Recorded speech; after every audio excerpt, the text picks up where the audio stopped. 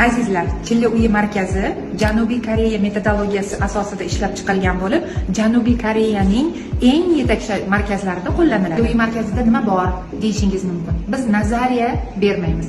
Bizda aniq mexanizm, aniq tiklanish dasturi, aniq reabilitatsiya dasturi bor.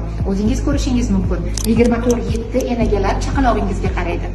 Agar siz onalikni bu fakt emas, onalikni eng go'zal, eng chiroyli, eng go'zal davr deb olishni istasangiz va xayolingizda shunday qolishini istasangiz, tug'ganingizdan keyin albatta Chilla uyi markazimizga kelib tiklanishingiz zarur bo'ladi. Chunki 20 kun davomida onani organizmida relaksing gormonini chiqib ketish davri hisoblanadi. Bu davrda relaksing gormoni nafaqat suyaklarni bo'shashtiradi, balki mushaklarni, butun organizmni bo'shashtiradi. Bu davrda biz sizga onangizni, singlingizni, opangizni, turmush o'rtog'ingizni yo'qligini his qildirmaymiz.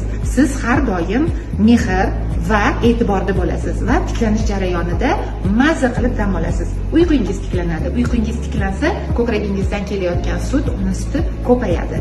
Sog'ligingizni tiklaysiz. Ovqatlanishingiz rejimga tushadi, ya'ni normaga aylanadi. Azizlar, Chilla uyida sizlar onalikni to'liq his qilishingiz uchun va baxtli hayotni boshlashingiz uchun boshlang'ich nuqta hisoblanadi.